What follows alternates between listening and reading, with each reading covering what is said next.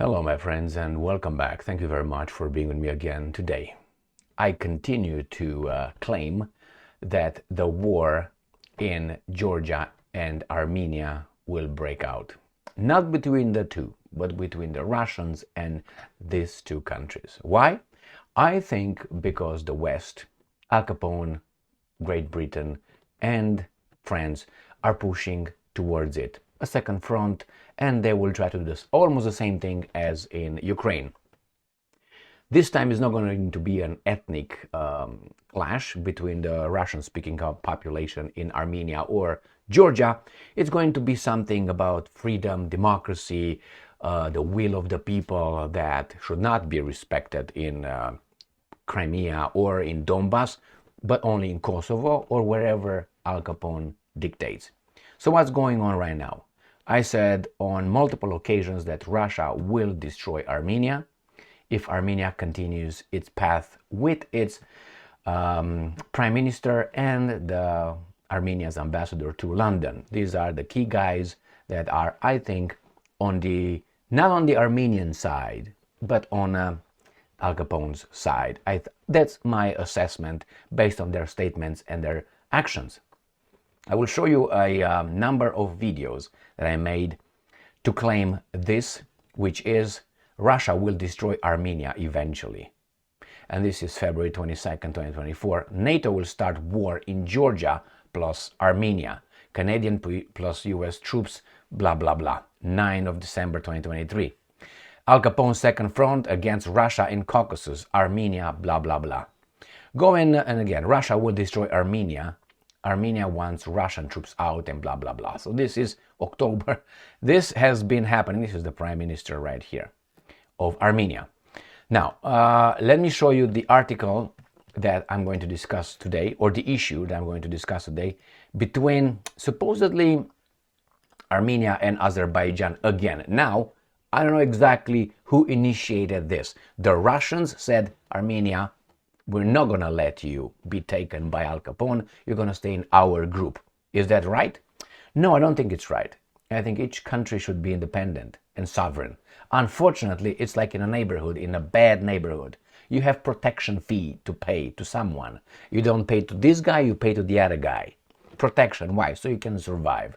Armenia, as many other countries on this planet, most of the countries on this planet do not have the means to defend themselves against these gangs that some of them are forming, some of them are already there. NATO is a gang. It's a gang that just jumps wherever their interest dictates, a push left or right, initiates whatever garbage. And I think Armenia is one of those, as Ukraine was. Why? Russia must be destroyed. This is what these guys try. Destroyed in a way that we, the interest, take over. So they try now in Ukraine. They're going to try wherever. If Ukraine falls, it's going to be Azerbaijan, somehow Armenia, not Azerbaijan. Azerbaijan will work for the other guy. Armenia will work for these guys. Now let me show you this article that I think initiated maybe a little splendid war that will turn into a bigger war. Sputnik, Armenia, Azerbaijan accuse each other of shelling military positions on border. These guys will have problems forever. Armenia and Azerbaijan on Friday exchanged accusations of shelling each other's military positions in their border area. Remember, the Nagorno-Karabakh was taken by, that's the way I think you say it, by Azerbaijan in a war, I think in 2023 or 2022. Probably going to tell us here. And a lot of Armenians left Nagorno-Karabakh and went into Armenia. I will show you a few maps so you understand where this Caucasus is, by Chechnya, by Dagestan, by Georgia, by Ingushetia, by Ossetia and others. So the Armenian Defense Ministry said that Azerbaijani forces had shelled positions in Tavush and Papapa provinces. So the Armenians said that Azerbaijan initiated. And it says on April 5th, city in Chinari village, the units of Azerbaijan armed forces opened fire from small arms towards Armenian combat positions, the ministry in a statement. Meanwhile, the Azerbaijani defense minister said that Armenian forces had opened fire on positions in the direction of settlement. So at about 17:25, which is 5:25 p.m., the Armenian armed forces units from the positions in the direction of Chinarli settlements of Berd region using small arms subjected to fire the Azerbaijani's army position stationed in the direction of Now, this is the prime minister of Armenia, if I remember correctly. Prime Minister Nikol Pashinyan. This is the guy that I suspect works for Great Britain. So this is what's going on here, with one accusing others of this. We have Radio Free Europe, and it says April 6.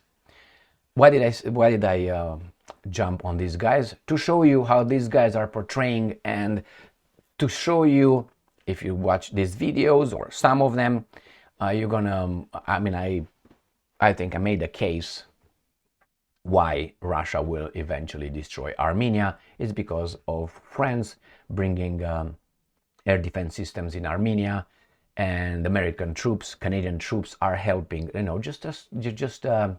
are training them, and are military advisors, like in Georgia in 2008 when Putin smacked Saakashvili for invading something. Remember? Oh, let me show you some maps. But no, let me show you actually the Radio Free Europe. I know which one to jump first. So many things. So here, Armenia Azerbaijan Exchange Gunfire, accusations overnight. Now, this is April 5, this is April 6th, April 5, EU, Washington pledge funds as Armenia turns away from Moscow. You see that? That is like Moscow will pledge funds to Mexico against, as Mexico turns away from, let's say, America. Blinken, this is April 3rd, Blinken speaks with Aliyev about easing tensions between Azerbaijan and Armenia. So the United States sticks its tail again over there. EU monitors see no unusual movements by Armenian troops after Azerbaijani claim, March 31st. Right? So if you go down on this, Armenia banks to ditch Russian cards over US sanctions. Armenia is seen by the Russians as was conducting unfriendly actions, economic and political, not military yet. Armenia and Azerbaijan fired at each other's positions along their shared border, with both sides accusing the other of violating a ceasefire. So let me show you now the maps. So this is the map of the Black Sea with the countries around it, because the Caucasus are right here. Let me get my face out. Right, god damn it, here. So here you have, this is the Black Sea, these are the Caucasus, where you have the problem, Caucasus. Here is the Caspian Sea. I will show you another map, don't worry. So we have here Ukraine, we have here Russia, as they used to be. This is Romania, Bulgaria, and then we have Turkey here. Now, this is the problem. Right here. So we have Georgia, we have Armenia, and we have this green grass of home here, Azerbaijan. Here, down here is Iran, and here is Turkey. So Armenia without the Turks, which nothing will happen there. Armenia without the Iran, nothing will happen there. And without Georgia will not have any access to any help from any NATO countries. I don't think Turkey will help Armenia. After all, Armenia was on its balls for many years about the genocide. So no, it's not going to happen. So this is a clearer map. Again, these are the Caucasus, Caspian Sea, Black Sea, Iran, Turkey, as I said. Armenia is right here, Azerbaijan is here, and we have problems along the border. This is Georgia. Armenia without Georgia will not have anything. But what's going on in over these maps, where, or you see a better, how should I put it? You see better where the garbage is occurring. This is where the military operation occurs. This is the Crimean Peninsula, and Georgia is down here somewhere. And this is another angle to see how Georgia is going to have spontaneous regime change. Let's put it this way. So 4 days ago, Georgia's ruling party introduces foreign agents law despite past protests. Who cares, right? What was this all about? Georgia's ruling party reintroduces foreign agents law despite past protests. Why do I say it doesn't really matter? Is because remember Macron and the yellow vest protest day and night? What happened? Nothing.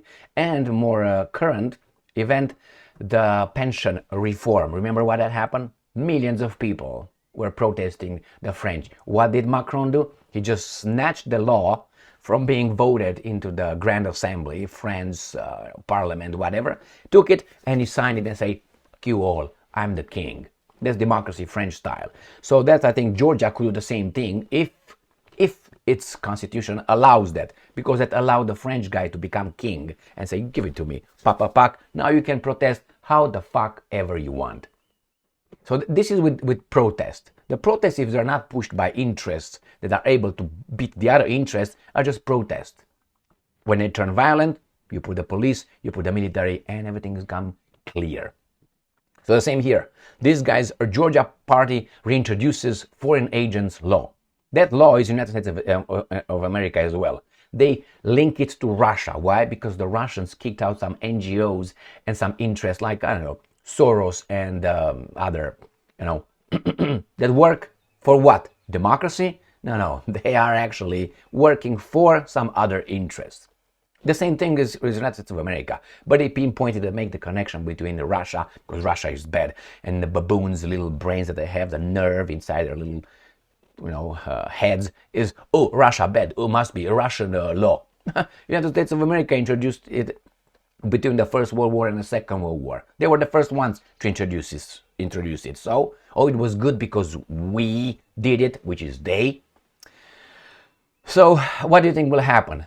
Going to be again protests, and after the protests they're going to try to overthrow the Georgian government. Therefore Georgia will be part of that. Armenia will say, okay, we can't do this, man, there's no democracy here. They're going to join that, and therefore you're going to have a little splendid war funded by the same guys who fund the war in Ukraine. So let's look over this for a second or two. Georgia's ruling Georgian Dream Party says it is still planning to adopt the so-called, that's how it's called, foreign agent law, which it withdrew last year following mass protests. The Western partners, I love when it's partners, of Georgia, including the US and the European Union, view the law as an obstacle to Georgia's Western integration. Why should there be a Western integration? Integration shouldn't be the will of the people. Well, if this party puts it in the parliament and they vote for it, that's how democracy is supposed to work. Or you don't like it, therefore you don't like democracy here. Exactly. That's how it works. You lose, you become a election denier. These guys implement a law through the process, the constitution, and as it requires. We don't like it, something is wrong. Let's go out and create some problems. Is that democracy? Yeah, free speech. Okay, are you going to overthrow the government? Yes. Anyway, so it says here, the radical opposition, NGOs, and the lobbyists misled an important segment of Georgian society last year, leading to the rejection of a law designed to ensure the accountability and transparency of NGOs, which are sponsored like these guys are sponsored. Where are they? The Radio Free Europe and the Voice of America. We are the government elected by Georgian people, and protecting the dignity of Georgian society is our main responsibility. Yeah, when you win the elections, you try to push certain laws and you vote for them. That's how it works. Or you don't like it because you lose, like a fucking toddler. So that's the first one. Let me go back. So this was one, and let's see what the opposition brings, right here. This is from 6 hours ago or so, 5 hours ago. Georgian opposition to introduce bill to guard against Russian influence. No, they protect the outside funding of the NGOs in order to make sure that Georgia goes the right path of democracy and freedom. The opposition in Georgia intends to submit a bill to a country's parliament to protect against Russian influence on the same day that the leading party, Georgian Dream, plans to introduce is controversial foreign agent law. So this is controversial. The other one is just protect against Russia. Fucking weasels. Anyway, the initiators of the alternative bill on, and I'm quoting, on protection from influence from the occupying country, the Russian Federation. Okay, and get some names here. These are the guys that are from somewhere else. Well, the bill defines the occupying country, the agent of influence of the occupying country, and prohibits activities aimed at harming Georgia's national interests, such as full integration into the European Union and NATO. The draft law indicates that the activities by agents of influence from the occupying country, Russia, should be prohibited and punished by imprisonment.